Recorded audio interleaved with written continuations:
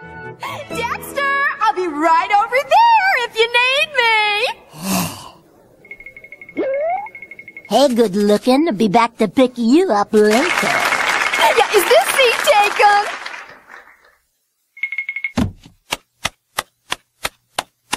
That's my Dexter right over there. He's the reigning champ, you know.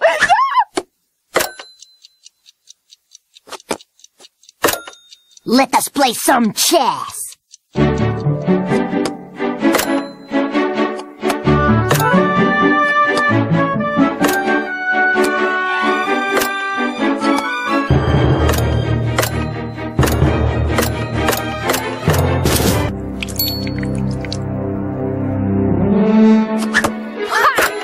Top that cool guy. Checkmate. How cool do you feel now, huh? All right, you won! Yeah! All right! Who's your daddy? Obviously not as cool as you. Okay, my chess friends, I welcome you warmly to this chess video. And I've been unwell for some time, and I apologise for not having uploaded any videos. But I have a friend on Facebook, Aldo, and he was encouraging me to make another video, so I'll see what I can do with this one.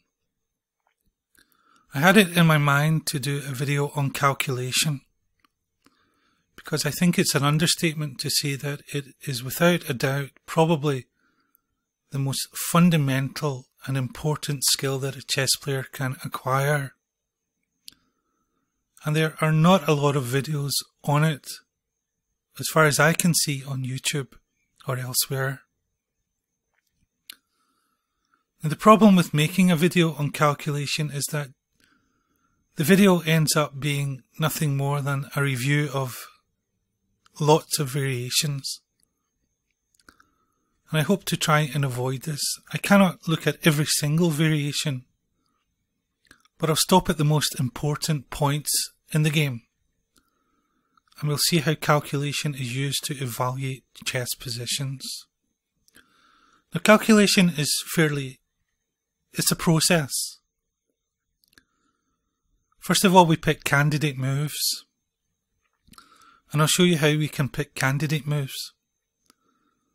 And then we visualize the sequence of events in our mind.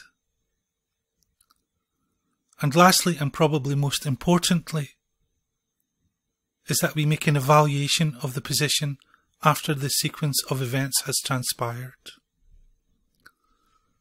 So let me see if I can do something with this video that you might find beneficial. The game is another chess master versus chess amateur, and it begins with the move e4, e5, knight f3, knight c6, knight c3, knight f6, and here white plays an interesting if somewhat dubious move.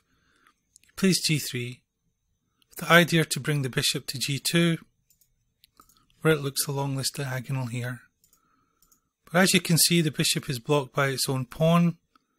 It's not entirely clear how powerful this bishop will be, but it's white's idea. Now, you have black with this position.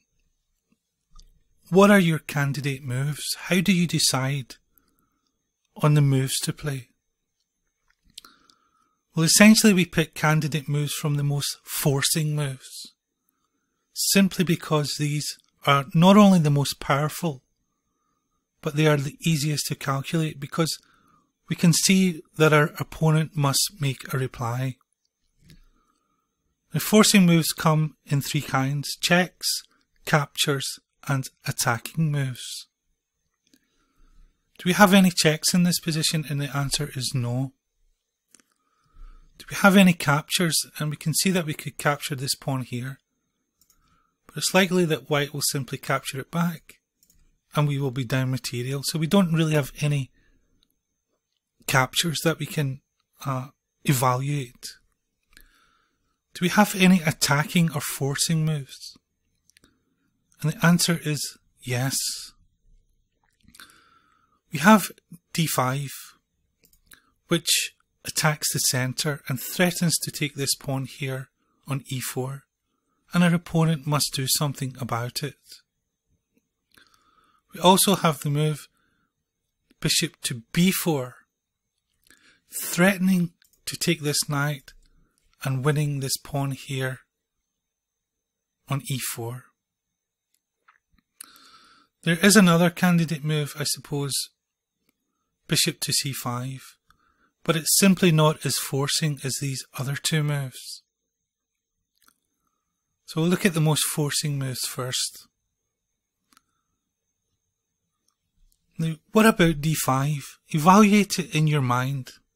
We have these two candidate moves, d5 and bishop to b4. Let us look at d5 first. After d5, it's likely that white will take on d5. So we have e takes d5. We'll need to capture back with the knight on d5 to maintain material equality. And white is not forced to capture back. He can simply play a move like bishop to g2. Now let us evaluate what has happened. We have in fact opened up the diagonal for this bishop, and it now has more mobility. Let us play it out on the chessboard. d5, e takes d5, knight takes d5, bishop to g2. And we have increased the mobility of this bishop here along the long diagonal. And we have done it with our own move. So we can discard bishop to d5. We can discard d5 because it increases our opponent's mobility. And calculation has helped us to ascertain this. And instead, we can play bishop to b4, threatening to take this knight and threatening to win this pawn here on e4. White is probably best advised to either play a move like d3 and simply bolster the centre, or a move like bishop to g2, which is a much more subtle defence. But it puts the bishop where it belongs on this diagonal here. In the actual game, white played the very dubious a3. Either consciously or unconsciously, I don't know, but this neglects the defence of the centre, because we're simply threatening to take here on c3 and win this pawn on e4. So you have the black pieces in this position. Do you simply take on c3 and when white recaptures, take on e4?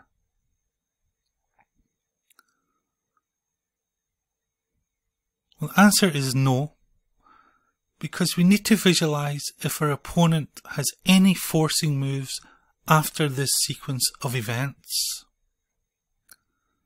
So we visualize it. Bishop takes c3, pawn takes on c3, knight takes on e4. These pieces are no longer on the chessboard. There's a pawn here on c3, a knight here on e4. Does white have any forcing or attacking moves? Does he have any checks? Well, the answer is no. Does he have any captures? And the answer is yes. He can capture this pawn on e5. Does he have any attacking moves? And the answer is yes. He has queen to e2, attacking the undefended knight on e4. And he has queen to d5, attacking the undefended knight on e4. So we need to look at all of these variations in turn. So we start with the most powerful, the capture. And we visualize bishop takes c3, pawn takes on c3, knight takes on e4, and knight takes e5. This temporary piece sacrifice. Naturally we take on e5, and then white tries to fork us with queen to d5. We need to defend the knight. We can play queen to e7, and this sets a trap. If white takes on e4, we have the beautiful knight to f3, And the Ice Maiden, the White Queen, must leave the chessboard early. Now that's quite a long sequence to visualize. The best way to do it, chess friends, is to split it up into episodes. We first visualize the bishop capture and then the knight capture. This, and this. And then we visualize the knight capturing e5, the knight retaking on e5, and the queen on d5. And this is our second episode.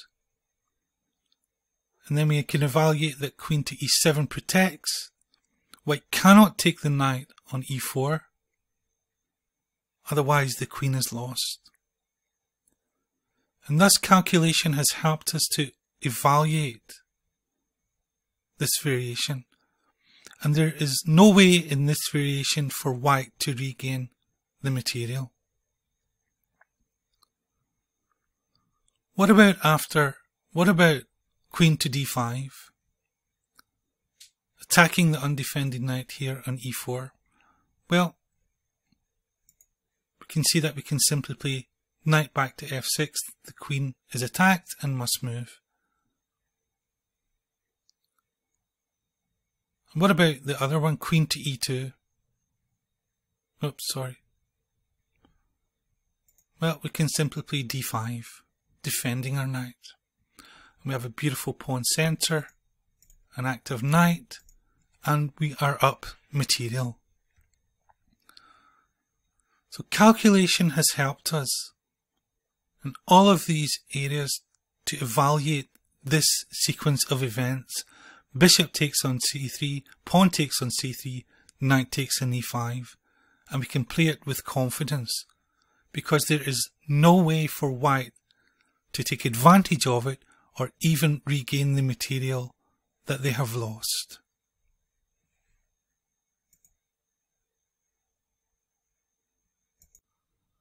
In the actual game, white played the move bishop to d3, attacking this knight here that's undefended on e4. So what do you do, chess friends? Do you defend the knight with a move like d5? Or do you simply retreat it with a move like knight to f6?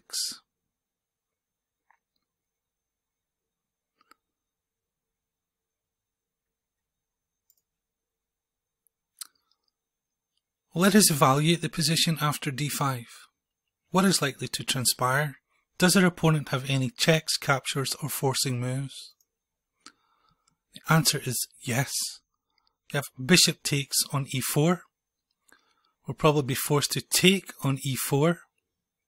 Queens will be exchanged. Our king will be here on d8.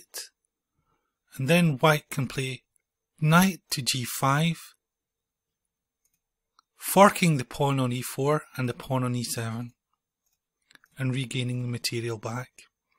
Let's play it out on the chessboard. Bishop takes, pawn takes, queens are exchanged, knight to g5,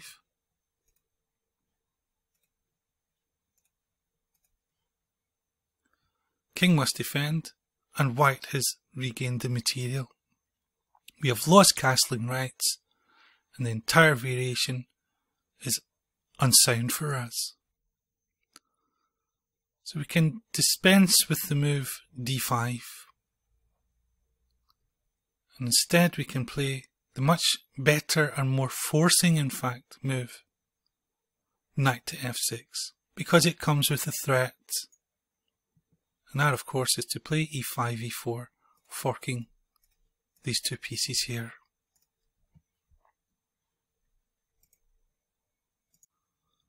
White chose to defend this position by castling. And his idea, of course, is to bring the rook to e1 and pin this pawn against the knight. And naturally, e4 is a very real threat and we should carry it out. Rook to e1 was played. And of course we cannot take any of these pieces because our pawn is pinned. And white is threatening to take the pawn on e4. There's simply one way to defend it, and that, of course, is d5. There's nothing really to calculate. It's simply a common sense choice. We need to defend it. There is only a single way to defend it. Here white played the move bishop to b5. It's a little dubious. A much better move would have been something like knight to d4. Because we can pin the knight against the queen after bishop to b5 with the move bishop to g4. And we can see the positional weaknesses. This bishop here, it belongs on g2. Because it's not on g2, there are positional weaknesses here and here. And black is simply able to take advantage of these because of the absence of this bishop. Of course, we cannot take the knight yet because the pawn is pinned. But we could simply do something like castling, simply renewing the threat. In the game, white actually played the disastrous move, bishop to e2. Of course, you can see that this breaks the rook's view of the pawn. And now black can simply win the knight. And the bishop is able to come back to e6, blocking the check. Here white played bishop to g5. The idea being to take this knight and then win this pawn here on d5. I wonder if you think it's a sound idea. Well, let us use calculation.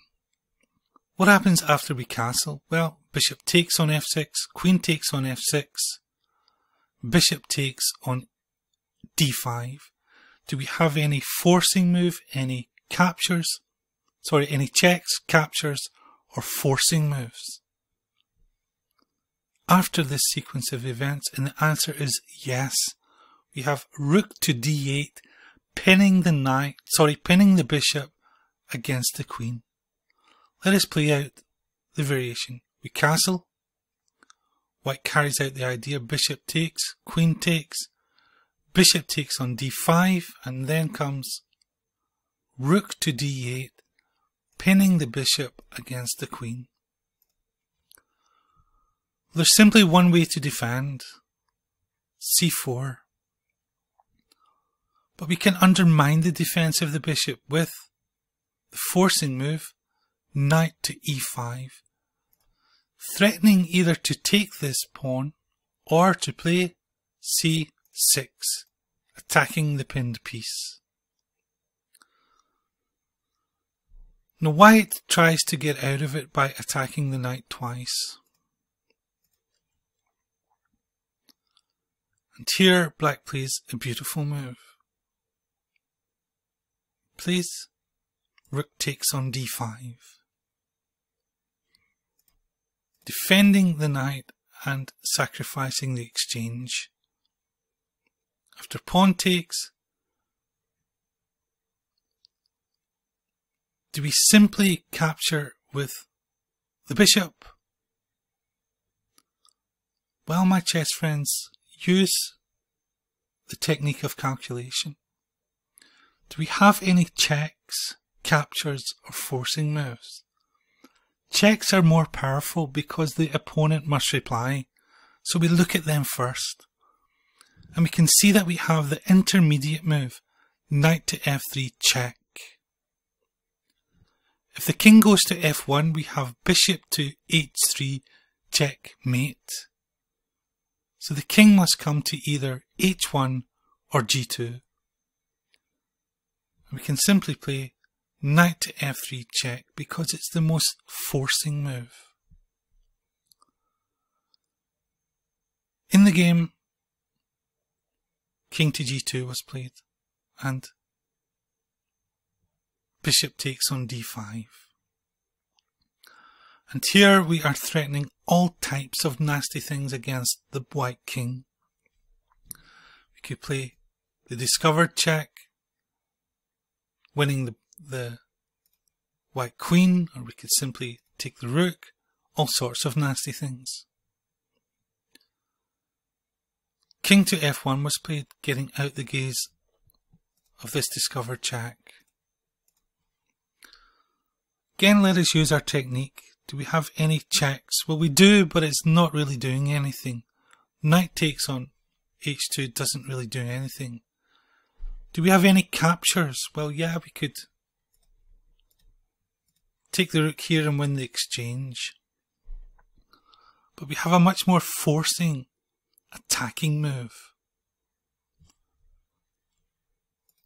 Look at the juxtaposition of this here. Do you see any move which skewers the queen to the king? And the answer is, of course, bishop to c4. White is forced to take.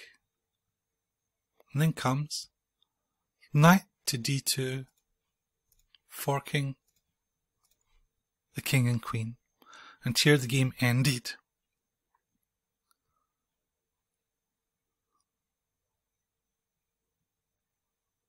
But I hope you can see, chess friends, how calculation was used to falsify the variations, subject them to falsification, to see if they were sound or not. And those variations which were unsound were rejected, and a different candidate move was chosen in its place. I hope that this video is not too convoluted, because it's a really, really difficult subject to portray via video. And if you ask yourself these questions when you're considering going into a sequence of events, first of all, will it increase my mobility? Will it increase my opponent's mobility? Is the resultant position good or bad for me? Does my opponent have any forcing replies after I initiate this sequence of events? And hopefully you will be able to avoid making blunders and instead make sound, solid chess variations. And if the variation is very long, split it up into episodes in your mind. And this makes the calculation process much, much easier. So, suffice to say, my chess friends, I thank you very much for watching this chess video. I'm not entirely clear how this video will turn out. I don't really know until the end, but my hope is that it at least imparts some good chess knowledge that you can utilize in your own chess games. So thank you very much for taking the time, my chess friends, and I sincerely wish you well with your own chess. Take care and goodbye.